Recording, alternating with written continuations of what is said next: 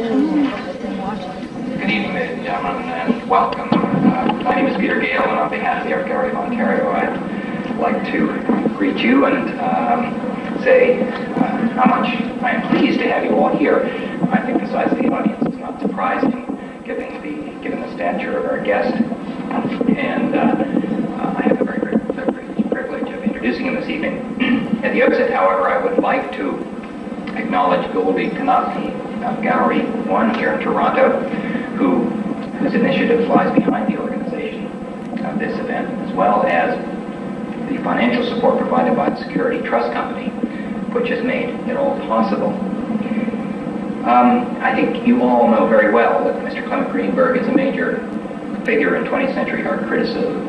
His very earliest articles in 1939 on Brecht, for example, and avant-garde and kitsch, indicated clearly the breadth of his critical interest. Interest is wide-ranging, as the very large number of publications, Partisan Review of the Nation, Commentary, The New Republic, for example, in which his essays have appeared since those earliest articles. From his advocacy of Jackson Pollock and the abstract expressionist to post-painterly abstraction and beyond, Clement Greenberg has been a profound influence on post-war World War II art, including Canada. He reminded me earlier this evening that his visit to Canada began with trips to Quebec and the Maritimes in the late 1930s. Of course, he's very well remembered here in Toronto for his visit in 1957, and elsewhere in Canada, his workshop at Emma Lake in 1962. Those visits have continued over the years, and of course, he is back here at this time, again visiting artists in their studios, and we're pleased to have him and welcome him back to Toronto. This evening, Mr. Greenberg will speak on developments in art since the 1960s. He intends to make a few remarks for the first part of the evening, and then develop a dialogue, he hopes, with the audience so that the critical process can continue. Would you please welcome Mr. Clement Greenberg.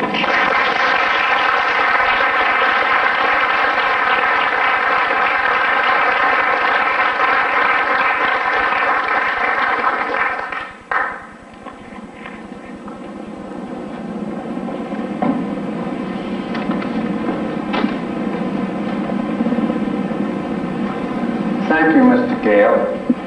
Of course, it's a pleasure to be back in Toronto, as usual. And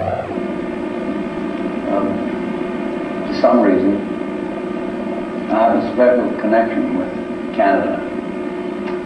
That came about just naturally. And it's continued. It's simply continued. And to my delight. Now, the title of my lecture is a little off-center. I'll be talking about what happened as I see it in American art, painting and sculpture since the 60s. And of course, quality comes in. Point of quality usually should come into a discussion of art. At any rate, there were the wonderful 60s. I call them wonderful because they changed this country, as I think, for the better. Some people refer to the 60s as the coming of age in the United States. I guess they mean Canada too. That may be so, I think.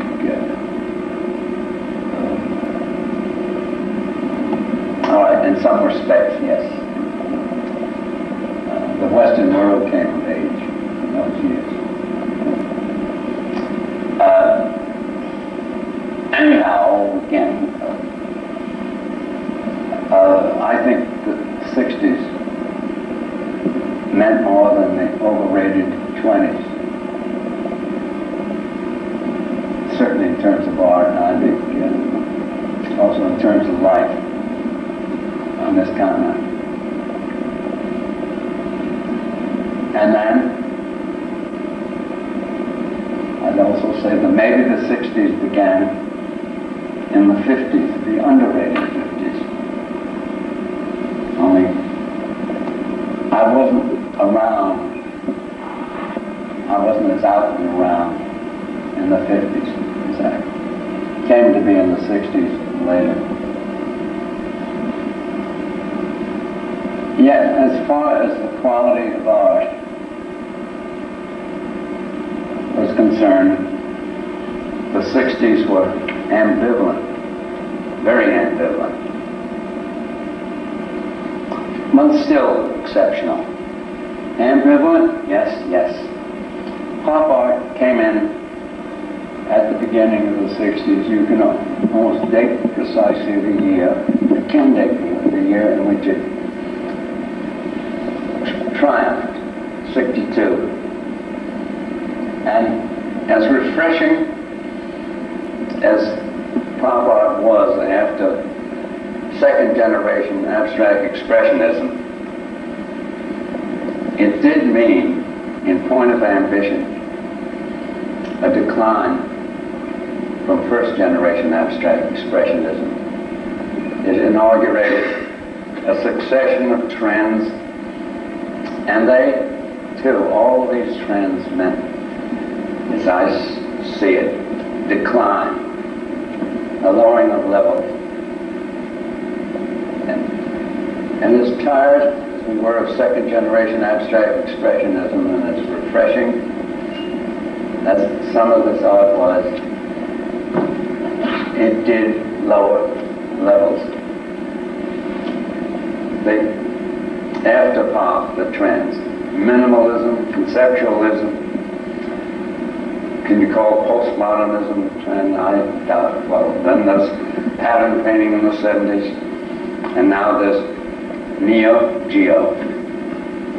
And all of it, in my estimation, minor art. And not just minor, inferior, because there's a lot to be said for minor art.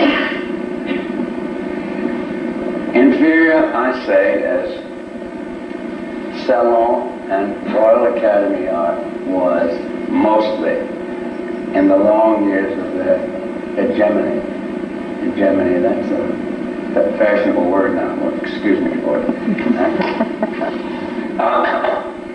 Now, unjustly, most of too much of Royal Academy, too much of Clement art is dismissed, and I don't think it should be. Now, when did Clement and Royal Academy art become taken for granted as inferior? I can only guess. My guess is the 20s.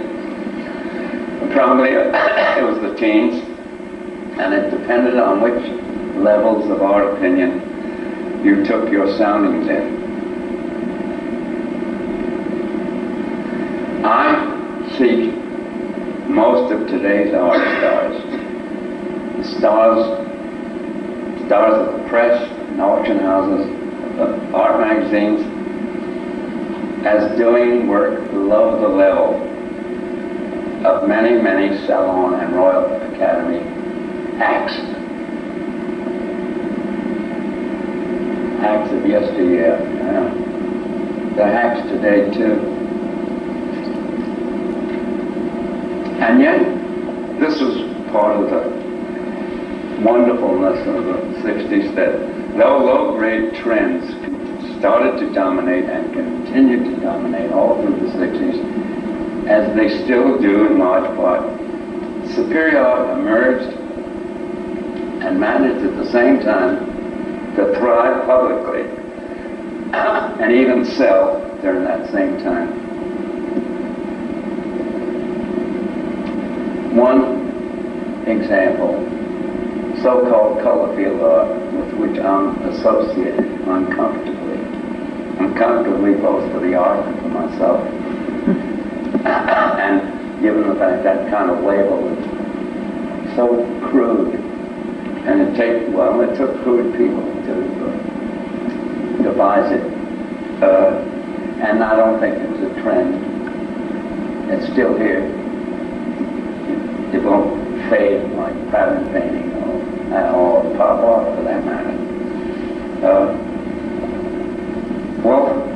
in retrospect, I stayed mystified by what happened in the 60s.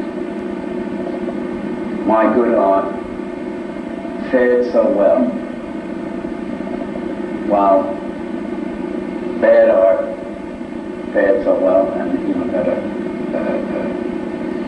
And this was part of what made the 60s so exceptional, in my view. This ambivalence, as I call it. And what coincided with the triumph of pop art and other things especially was curious, delayed phenomenon. Delayed, as I think, like Pollock's reputation. It was then, in the early 60s, that his reputation really took off, and his prices along with it. And a little later on, David Smith, the sculptor David Smith, whose name is equal to Pollock's in luster.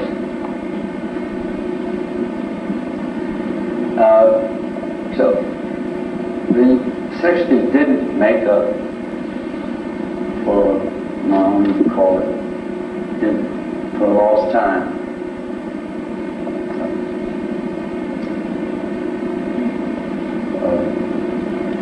But then quick success since Monet's time, Manet now, not Monet, M-A-N-E-T, since his time in the 1860s, quick success has come to none of the best artists since that time, except maybe Picasso, and it's questionable about how quick his success was.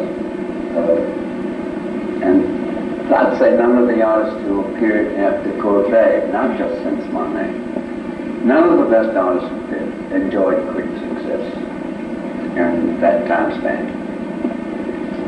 And this seems to have become the rule since then. The better the new artist, the longer he's had to wait for recognition, acceptance.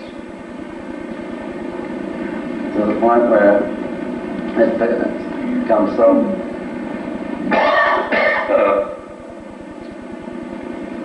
such a stable fact that quick success has become ominous.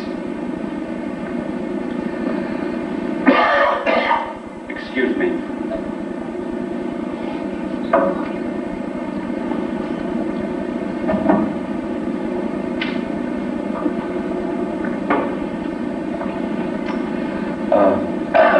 And then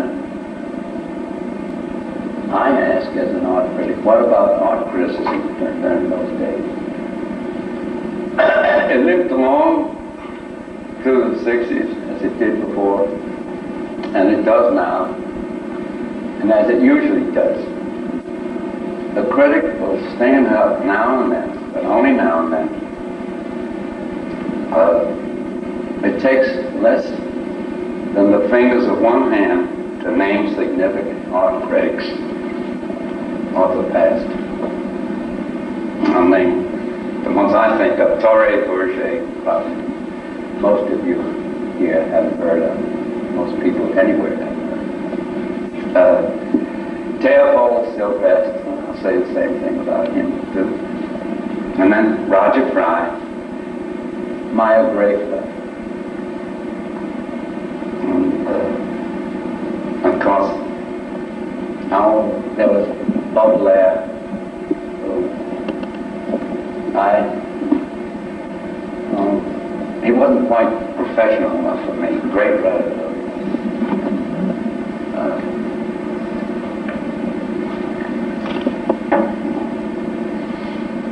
Literary criticism, and maybe music criticism too, have all along fared better than art criticism in our tradition. For one thing, Ours is a predominantly literary culture. And for another, music critics have ordinarily had to be able to read scores. Art critics seem to need nothing but presumption. I'm aware of all too many nowadays who can't see. They may be able to write, some can't even write. So many of them can't see. And you say, this is competitiveness on my part. Okay. So be it. But art criticism does evolve, which is not the same thing as progress. Two quite different meanings. Art criticism started to become more, quote, intellectual, end quote, in the 60s. Art critics began to drop names like Wittgenstein, as they now do, the odd Frenchman, like Baudrillard, and then the odd German, Walter Benjamin. Esoteric name dropping. And art criticism has started to become more Frenchified. About Anglophone art criticism, anyhow. And all you need to do is look into any art magazine. And oh yes, the art magazine. In the 50s, they began to be read more widely, everywhere it seems, especially in the States. Oh, even in Canada too, as I noticed in the 50s. That circulation increased greatly. And that was noticeable outside New York, where most of the American art magazines were published. A more lively art scene had come up in New York. That was again during the 60s. People elsewhere heard about it and wanted to be informed. And then the art, that was part of the art, especially avant-garde art. More art periodicals, more art criticism writing, more attention to art in general in colleges and universities. And what I noticed with some regret is that modern and very recent art began to be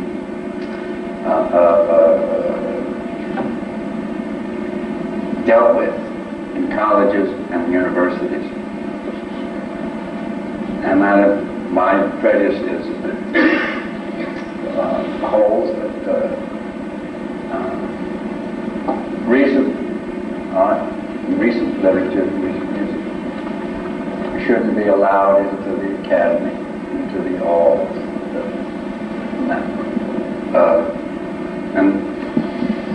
and I think it tends to be misleading for a variety of reasons when it's introduced to the classroom too early. And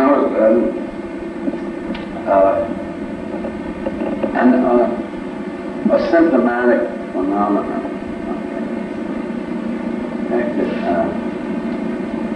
So many amateurs have taken to writing about the visual arts lately. Philosophers, notably, like Arthur Danto, David Carrier, Richard Wollheim, and people who were trained as philosophers and to judge from the evidence, don't have any particular competence when it comes to looking at art. But you don't need credentials or qualifications in order to write about visual art.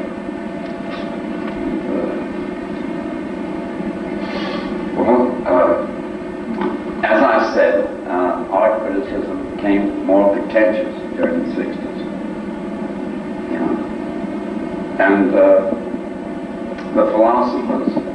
the critics are not among those least guilty.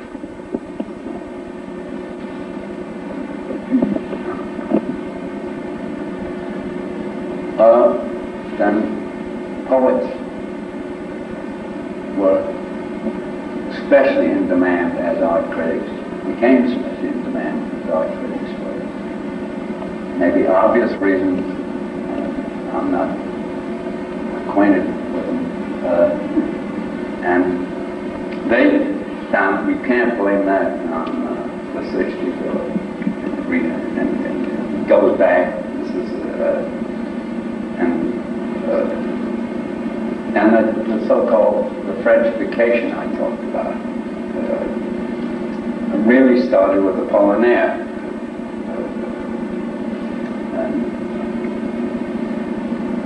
And I'm not sure that most of you here know who Clement was, but I wouldn't be sure in New York either, or in London for that matter.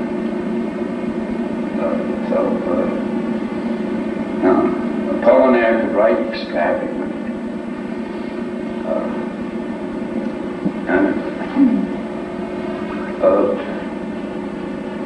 as if to redeem his inability to look inside the work of art. If you read him, you'll see he never looks inside. But he did have his moments and his flair. But he also introduced a kind of art writing that soars above works of art. And in order to do that, sees too much in them often that's not there. Too much in them, I mean, I should say, too much on top of, outside them. Because as I said, he couldn't look inside of a work of art. Now, and also, he's, Clement again, is responsible for the kind of art criticism, became more, was responsible for the increase of the kind of art criticism that was afraid to commit itself to that. Afraid to be judicial. And that's been especially true of critics who are afraid of, quote, formalism, end quote. And they're afraid of judgments because, let's say, they can't deal with art, detailed perceptiveness. Now, what do I mean by detailed perceptiveness? I want to quote a story that Jacob Kane, a painter in Washington, he's even older than I am, tells. He was on 57th Street in the 30s, latter 30s, and he ran into Arshlee Gorky, and with him was John Graham. Some of you here may know it's no matter. Graham had a great influence on new American art in the 30s. He was a Russian emigre. His real name was Dembrowski.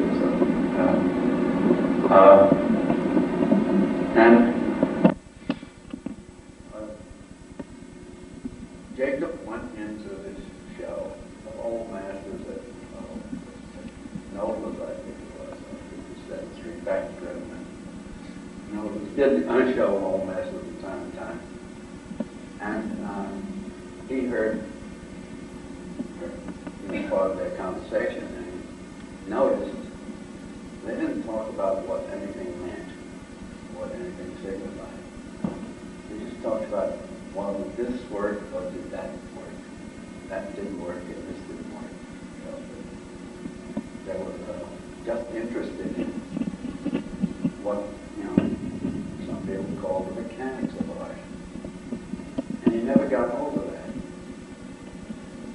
So they didn't see any deep meaning. They didn't interpret.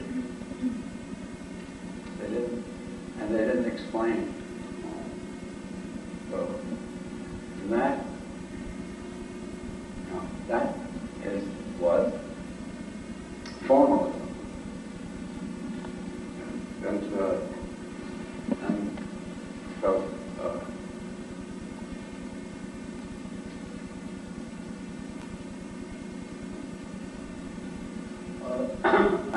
I'm supposed to be a formalist. And of course I'm pleading my own case, I guess. But I want to come back to what distinguishes the foreground of art, particularly since the 60s, and that is, again, trend. And as I said, pop was the first. And in a sense, pop has colored all trends since then. We're still in the time, as I call it, of the spirit of pop. The time of trends, of quasi-fashions. What distinguishes a fashion or trend from a period? There are periods, our trends, and our fashions. And trends succeed one another faster than periods. And by the same token, they mean inferior art. Now let me say, they don't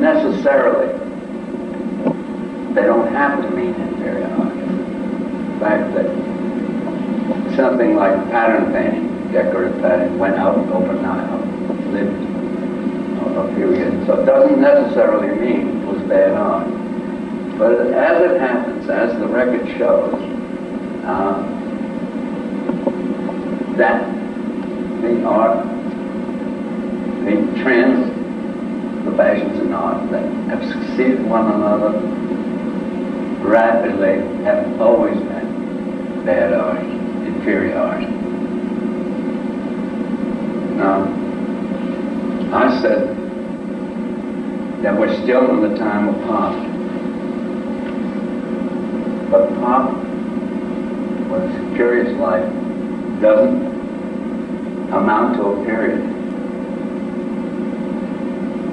Notice that hardly anybody but the founders of pop practice it anymore. Pop has had no successors, but it has had influence. Now again, that doesn't necessarily mean that pop is inferior art.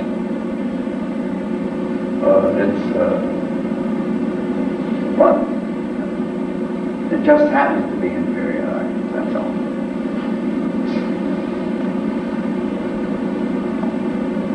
And its spirit is there, as it looks to me, in every new trend, in every new manifestation in the visual arts that amounts to a trend. It's there. It's there as lively and superficial art. It's there in a Frank Stella. It's there even in neo-expressionism. It's hard to see pop. Then German expressionists like Baselitz. But as hard as it is, I managed to see pop in it. Well, I want to finish with the critics and finish the talk with the critics. Critics are intimidated by trend. And why not?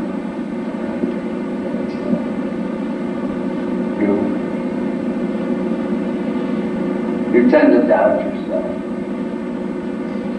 And when you see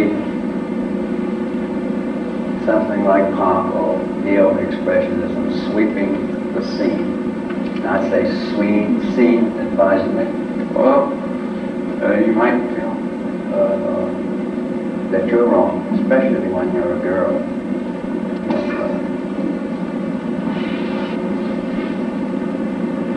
And so most criticism, when it comes to new art, usually reflects what's up, and that's all. Now down at bottom, it's a question of taste. And taste, now I don't want to go into it in this monologue here. I'll wait for a question.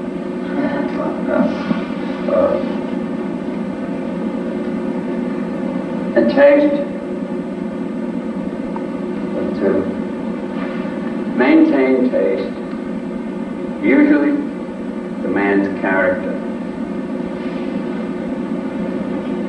Yes, everybody says that so-and-so is a great artist, but I can't see it. And as a critic, I'll dare to say so. Yeah, I've got the character. Most critics are like most of us, and lack sufficient character. Poor critics. But they reflect, they mirror prevailing taste. And ultimately, it's the taste of the art-interested public that's responsible for the showdown. And I feel, I see, that that taste among the art interested, I say taste among cultivated people, I mean, taste among the so-called elite, began to decline in the 60s. Maybe it even began in the 50s, and as I see it, that decline continues. And so, on that pessimistic note, I'll end for the time being and welcome your questions.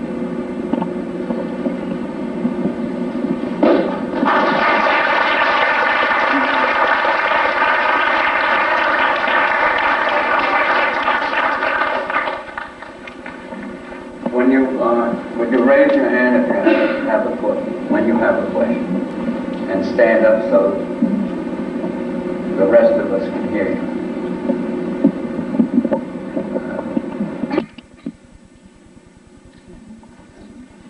Don't be afraid.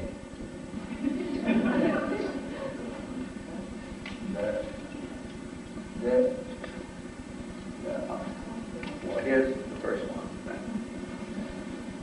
From what you said, I expect that you won't agree with all of this, but the English art critic and director of St. Gallery recently published a book with Mr. Murat Lectures, in which he talks about the almost predetermined success of an artist. And he says that the way in which an artist, particularly a great artist, is first determined is by his fellow students who recognize that talent. He follows that by saying critical success, then success with dealers and collectors, and then success with the public. But the important point was that it is the students who first see this competence. And in fact, and he's quite praising of you in the book, he talks about how important critics have talked to other artists, young artists, and got a great deal from them in their perception of what is good art and who are the important artists. From many of the things that you said about critics today, I'm not sure that you would agree with that, even though his perspective, and very explicitly, he was quite complimentary to you. This is Alan Bonus, the... Oh, I know him. Bonus, yeah. He's a knight now, Sir Alan.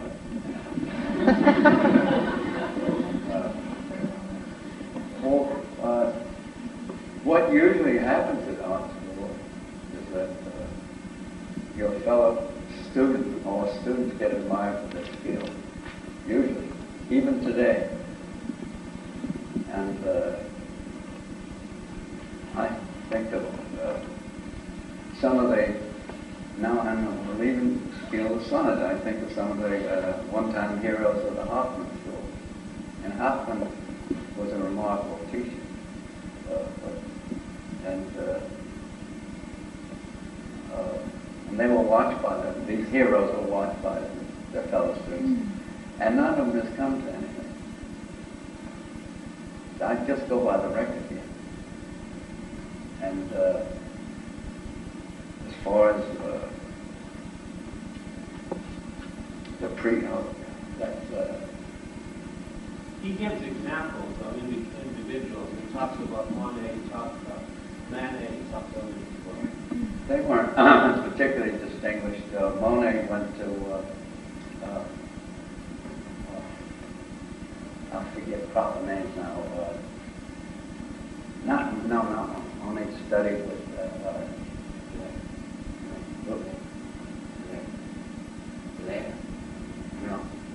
No, I don't think the others studied.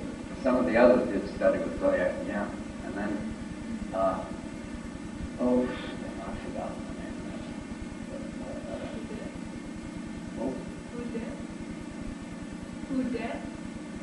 Who's dead? No, wasn't Monet with Udet?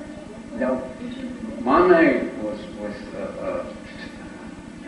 couture. He stayed with him for 9 years. Monet, I mean not Monet, Monet. Yeah, he stayed with him for 9 years and then rebelled against him. It took 9 years was a long time to work up for a band. And couture wasn't such a bad picture. This guy didn't make it.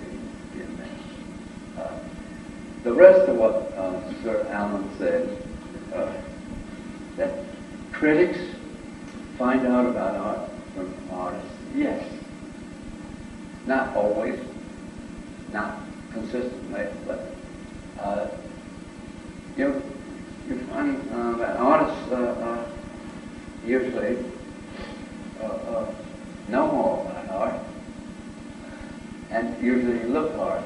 That's one reason. I know I've learned, if that's any recommendation or testimony from artists. But then, on the other hand, there's the liability that lies in the fact that artists talk too much and don't have respect for the language, usually. Not always. And you can get misled by it. So, good ones, including. So, I believe what Sir Alan said up in the air for the time being. Certainly.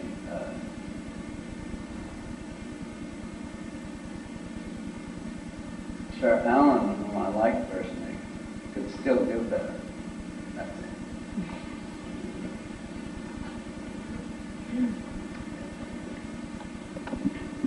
Mr. Greenberg, at the beginning of your remarks, you spoke about abstract expressionism. You spoke about the various trends, I think you called them, that followed after that as a decline. I wonder if you believe that it's still possible to paint abstract expressionism today, or whether you think that it was necessarily tied to its time in the 50s and early 60s. And as a related question, I think it's related, do you think Richard Diebenkorn is an abstract expressionist, or is he something else? Everybody heard that. But Diebenkorn, I think, is a. Now I talk with some discomfort here, but Diebenkorn's a friend of mine. But I don't like his painting enough. And that's, I liked him painting most when he was working for nature,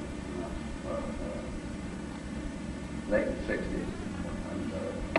And I turned to abstract painting, I think 15 years ago. And I've only seen one good picture of fine. And I hate to say that's in public. It's not going to reach print, I'm sure.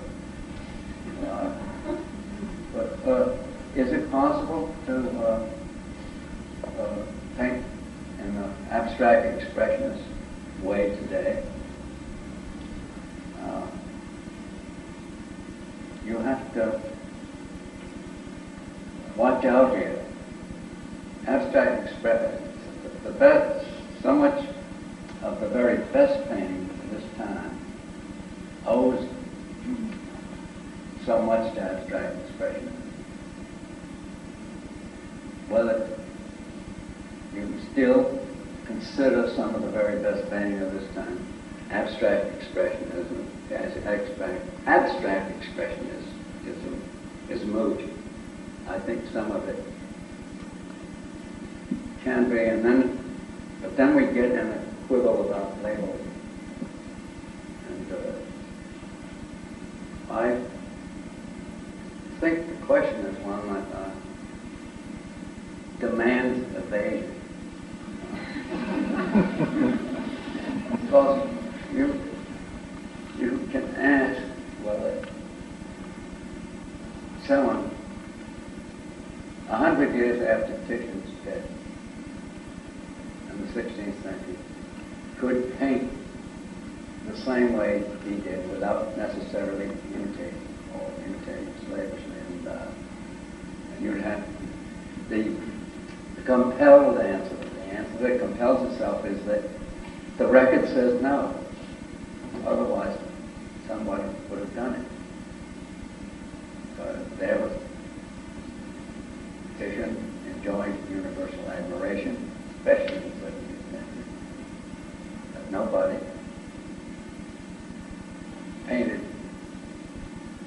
enough like it.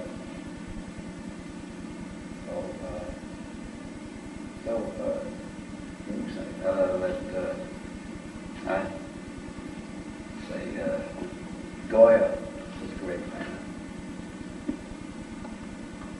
Monet, not Monet, was much influenced by him, but Monet, and even Monet would take over some of his compositional schemes and some of his subjects. But Monet knew better than to try to paint like him. Be influenced by him, but not paint like him. Now, I'm still dodging the question. Because the record provides no answer. And I go by the record.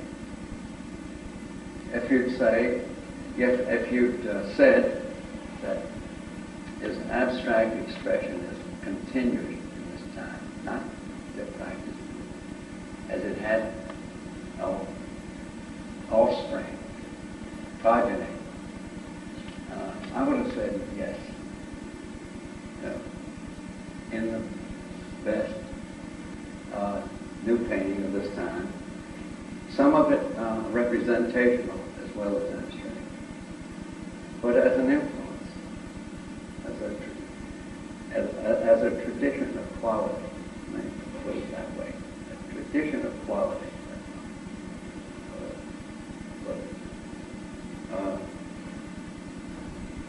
Abstract expressionism as a what kind of entity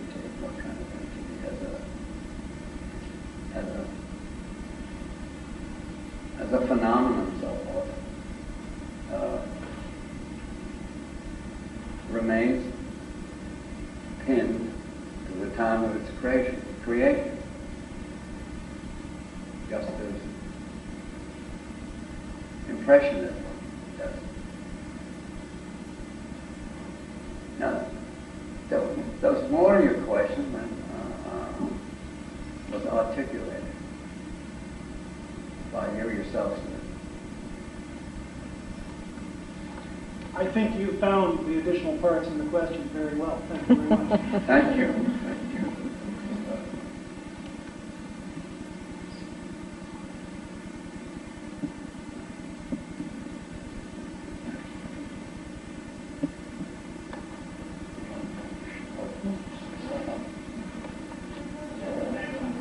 Mr. Greenberg, in your opinion, what is the function of an art critic? And what makes a good art critic today? I get asked that question. Everyone heard it.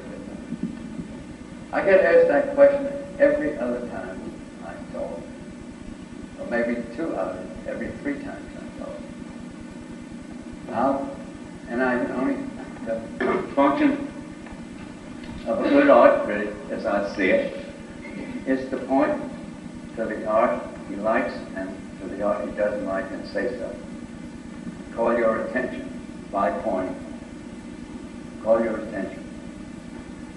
The handicap of the critic of visual arts is that reproductions don't serve. They do in music and they certainly do in literature. They don't serve in the visual arts until they will serve someday, maybe when a reproduction is perfected, but then they won't serve as long as you can't have, let's say,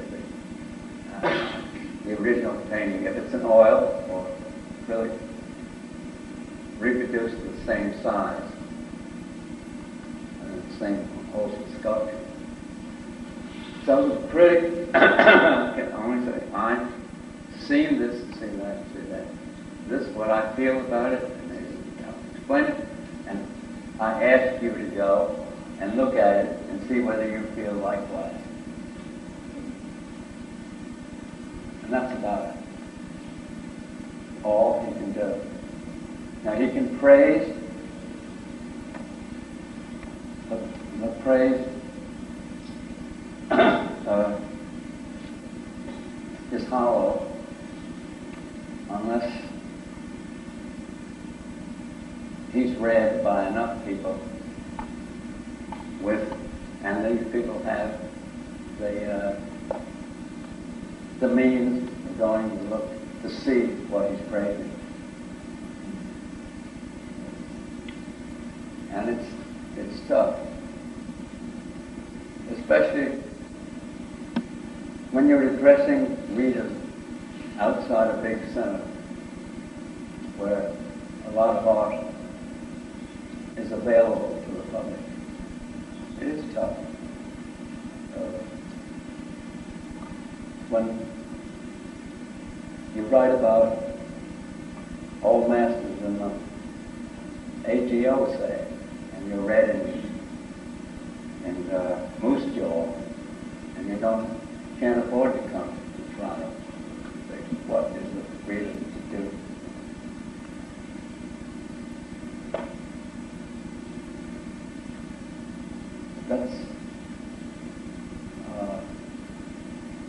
That's the toughest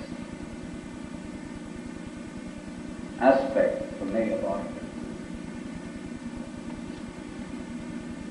That you can't reproduce adequate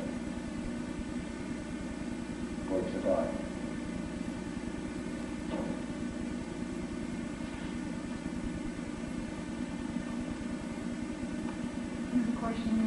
How do you instill confidence in a culture that seems to have none? Possess none? A culture? Yeah. A whole culture? Yeah. I don't know. I don't know how to instill confidence in a whole culture. That takes a lot of people, I would imagine. And does our culture lack confidence?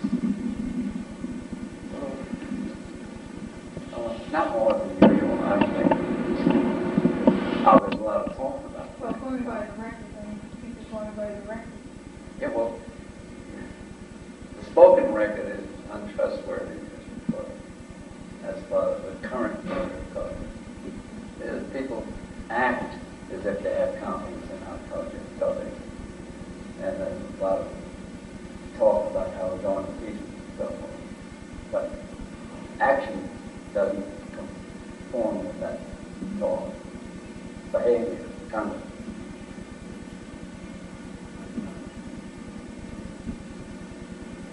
That's some question.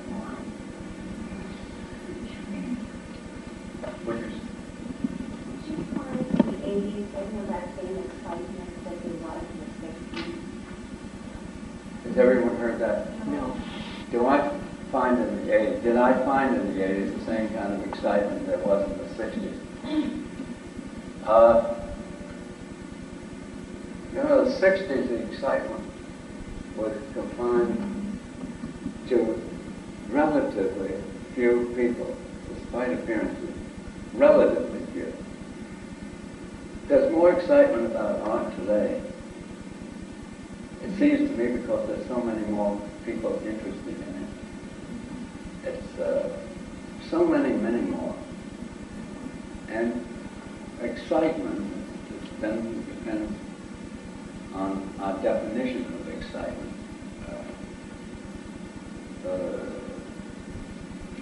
There's no equivalent in any artist hangout in the 60s for the excitement of the sort that you found in the Sea Street Tavern in the 50s.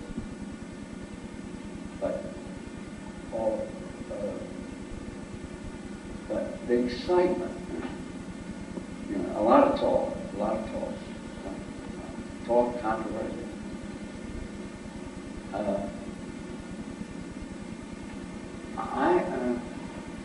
I don't want to think in those terms. I think I meant to be touched by anything in the same way in the 80s as the 60s. Was I touched by anything the same way as in the 60s, in the 80s? Maybe that's another question I'm dodging.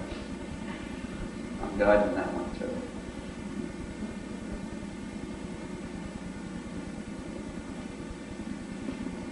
You talked about art being in decline for the last 30 years or so. Taste, not art. Taste? Taste, Do you think the art's there? It's just, yes, indeed. just the lack of critics and the public? The fault of the public, including critics. Do you think the art is there? It's going to be discovered later? I hope it's going to be discovered later. Is everyone here? Well, the young lady wondered that whether I'd said art was in decline. No, I hadn't. I said taste was in decline, and that's quite different. I don't to judge from the amount of good new art that comes within my ken. I'd say art is not in decline. The practice of art is. I did say taste on the part of the elite. Oh, let's put it that way. The elite is in decline. Yes, and all the evidence. There was obtuse blind art criticism maybe written 50, 60 years ago. But in my opinion, it was still on a higher level than most of what fills the art magazine at that time. That's one of these flat statements that you can't contend with without documents in hand. But there's a curious case in the past of the practice of art decline without entailing decline of taste. And it doesn't have much to do with what much of what I've been talking about. Berenson, great art historian, Ernest Berenson, wrote a monograph on the Arch of Constantine in Rome. And he pointed out, without realizing, it seems to me that the conclusions that had to be drawn, that when Constantine the Great, had this arch erected for him, kind of triumphal arch in Rome,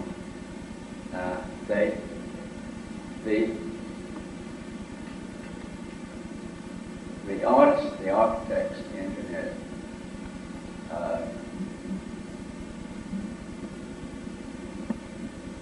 decorated part of that arch with bas-reliefs they'd taken from the Pillar of Trajan, which had been set up over 100 years earlier. This was the 4th century. Trajan was the 1st, 2nd century Jesus. Now, there were some footnote. Some of the part of the bas-reliefs on the arch weren't so bad. They were rough and all that, but they weren't so bad. But when you think that half of those bas-reliefs were plundered from the past, there's tacit acknowledgement that our sculptors aren't up to the task anymore, our present sculptors. And then there's also the implication, well, we have the taste to see it. Our taste hasn't declined. We can see how the art's declined, but we see that it's declined. And all we can do is rape the past. You see that? And you said, well, the practice of sculpture in those days wasn't up to taste. That was a funny reversal of what's usually considered the case, all right, the modern case. So, no, I think practice is ahead of taste in our time, as much as it ever was. And it wasn't always. Practice wasn't ahead of taste until the early 19th century. Before that, in our Western tradition, the best art usually got recognized relatively fast. The business of an artist having to die in order to become famous wasn't true then. Well, it hasn't been all that true since then.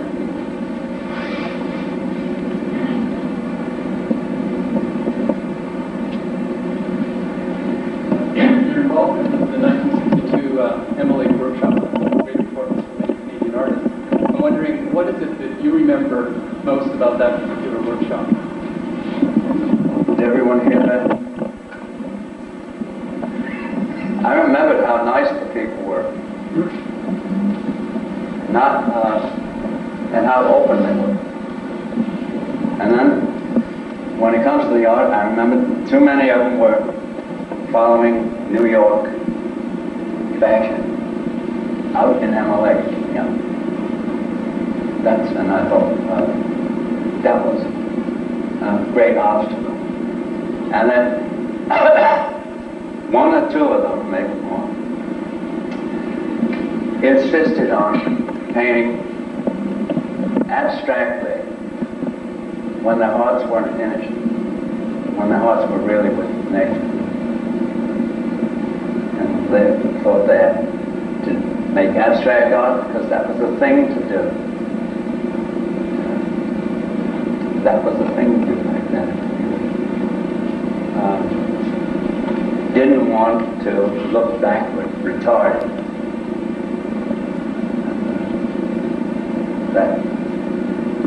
And for the rest, just how nice the people were. What a kick I got out of it. And all the other things to say, like, there were,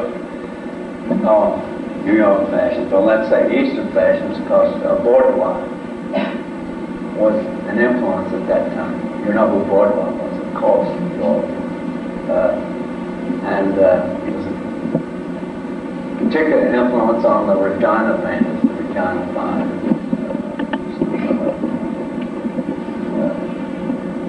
And then, and bourgeois could be a good painter.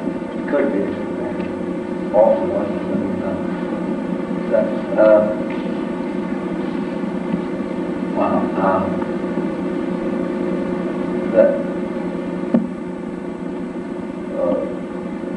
It wasn't. I remember that, and I don't remember saying bourgeois a bad influence or anything of the sort. I might have said there are other painters than bourgeois. There may be better painters than bourgeois. Not that bourgeois was a bad painter. Why did you ask that question, sir? Well, I just recently saw the classical landscape exhibition, but it was an edited version of the Windsor Art Gallery. Your section is represented, and I'd also be interested to know if you've seen the show and what you thought about it. I've seen the catalog. I missed the show. So I don't know. No, well, I haven't seen the show.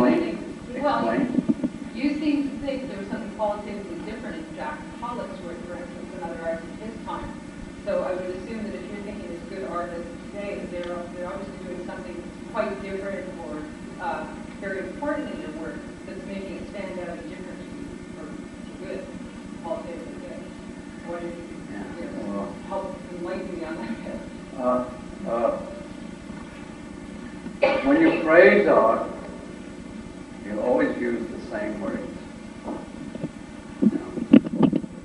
Whether you're praising Donatello or a Hindu bronze, you find yourself using a great deal of the same words. And that's of no help. That's all. I think some of the best new painting being done anywhere now is being done here in Canada. I've said that elsewhere, not just in Canada. I'm forced to believe that by the evidence of my eyes. And some of it's being done here in Toronto, and some in Western Canada. Saskatoon and Edmonton. Yeah.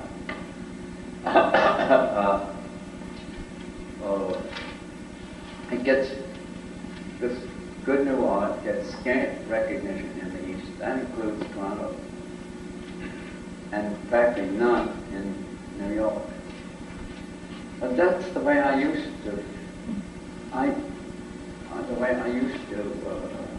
And that's what I used to take for granted in my time in the America was catching up with and overtaking Paris, and we had them. We felt that reluctantly. We didn't want to be chauvinist about art. No, we just watched out there. The evidence was like some the Museum of Modern Art and one or two other noted figures, justly noted figures, protested against that. So that, oh, the French are still there. Come on now. The French are still there. And the Museum of Modern Art's acquisition policy showed they thought that for a while, a good while, because they came late to abstract expressionism and had to pay more money than they would have had to otherwise.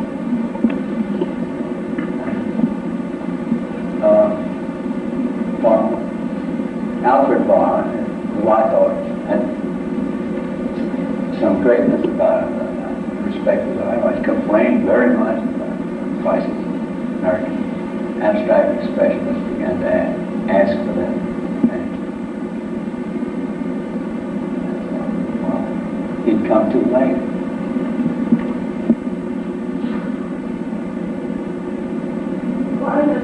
Would you stand up, please, so Gillis?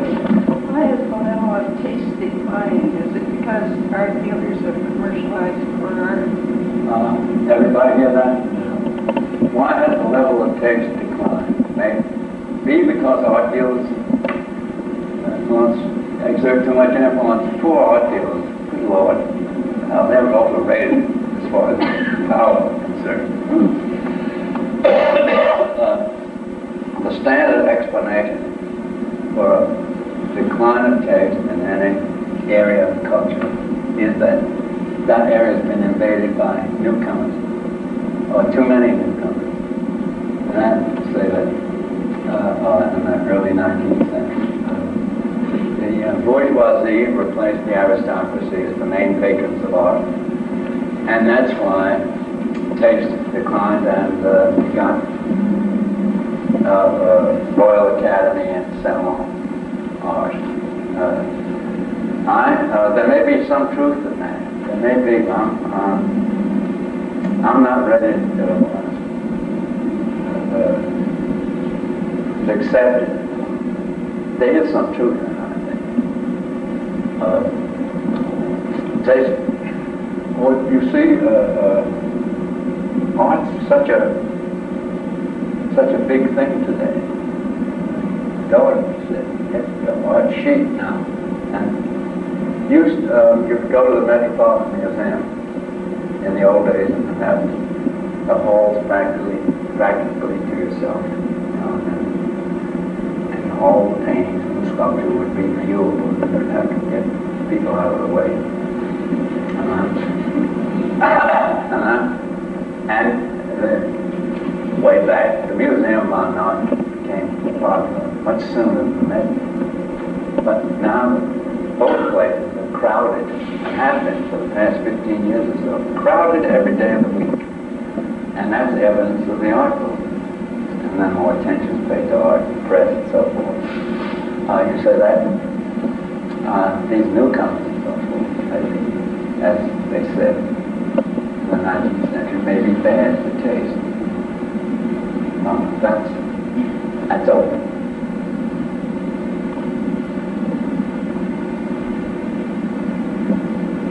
I think you had your hand. Well, the lady back in, you remember today.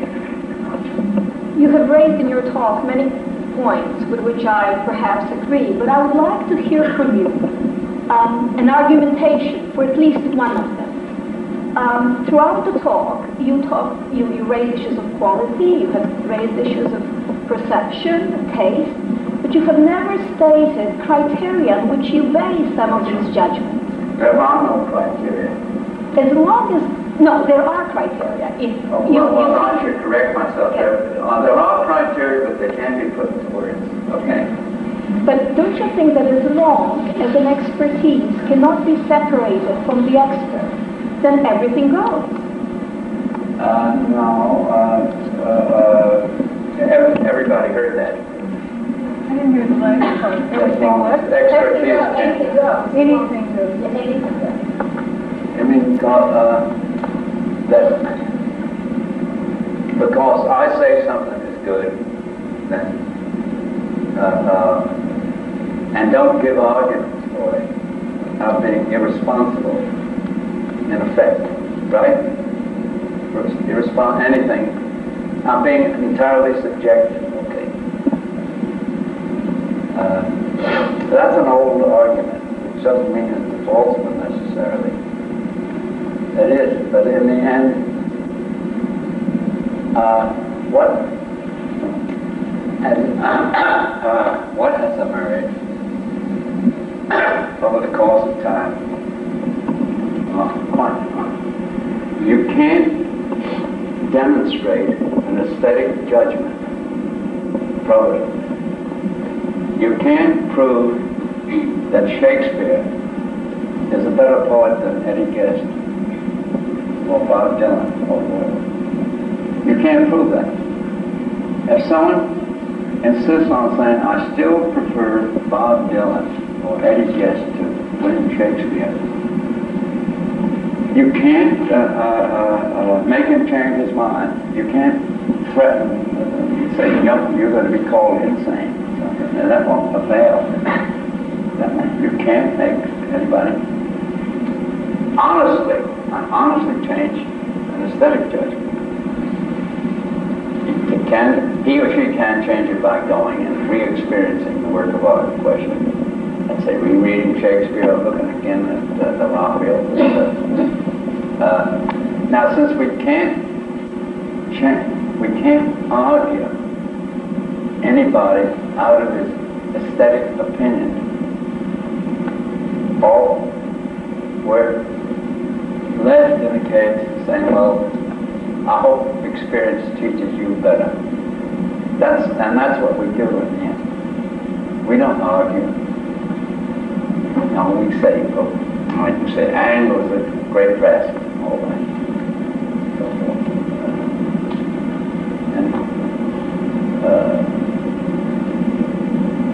And someone might come out and say, look, he distorted the figure in the new baby and so forth. That's not a good point. You can't. You can go on and on that way. Try it. Okay? Try it.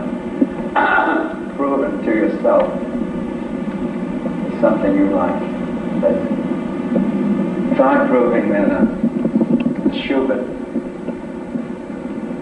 song is great when it's sung by what's his name? That great baritone. Yeah, that's right, Discount. Yeah. Try proving that to yourself. Imagine yourself, if you like, trying to prove to someone that Schubert is better than Irving Berlin. Well, that's well, if you're interested in the question. Well, that's not the point. What you get up against? Well, that is not the point. If you're arguing something, then you have to have arguments. And what I'm trying to say to you is, if arguments are solely based in personal perception, then your arguments are as good as anybody else's arguments. It isn't a question of arguments, judgments. Not arguments. Well, you make judgment on the basis of certain arguments. That's right. And your as a saying that the gustus non est disputandi, disputandum. That's the way it turns out. You know, it does turn out that way. Let's say Picasso became recognized as a great artist when he was famous. Nobody argued that judgment into effect.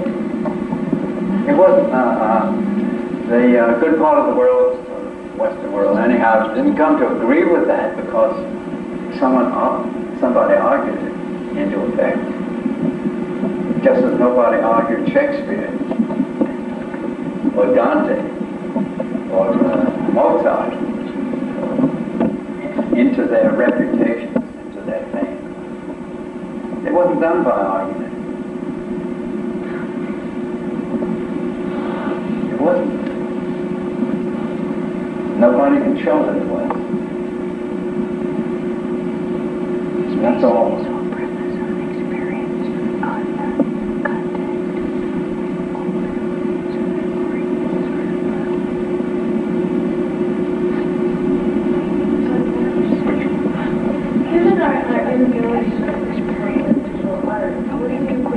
Satisfactory. Yes, satisfactory. What do you think are some of the roles of exhibition catalogs?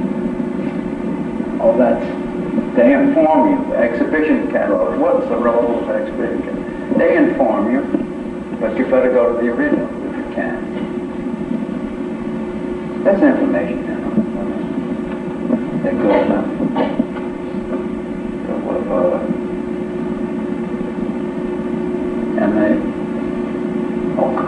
And they stir up interest. It's hoped.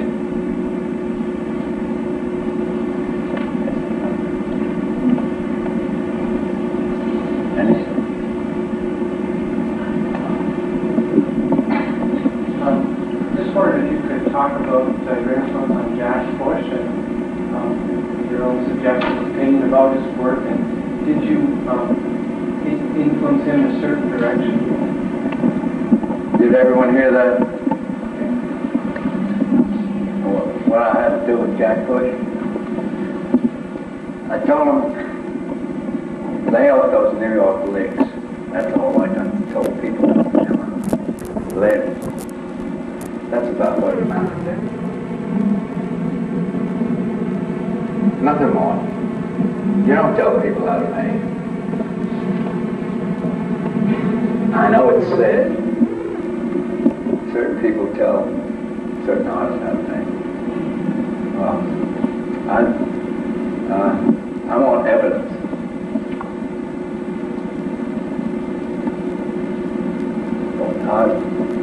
The most important thing I told Jack, and I don't think I was the only one who told him that, is that his watercolors at the time I met him in '57 were better than his oils.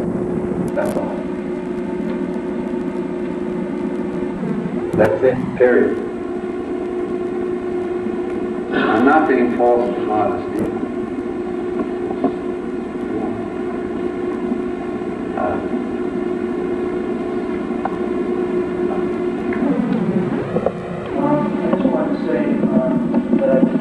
Evasiveness this evening, and unlike this woman here a few rows ahead of me, I find a lot of what you've said very problematic and a little paradoxical in light of you seem to have made a career out of arguing for certain trends or for certain types of aesthetic judgments, and then under a little bit of pressure here sort of to say you can't do that really. I've just enjoyed that kind of evasiveness tonight. Everyone heard that? I don't argue.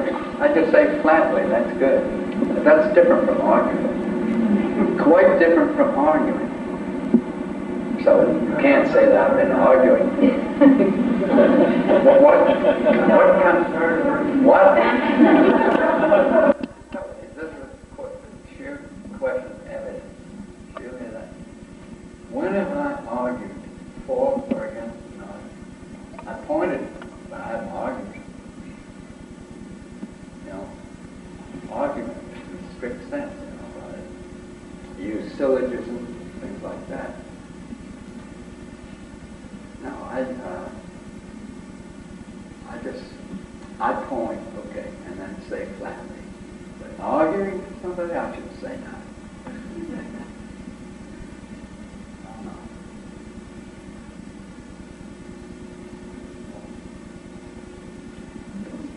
One more question. Yeah, it's not really a question, just a comment. I did enjoy your talk very much tonight. Thrilled to have you here. And thank you personally for helping me to write all those essays.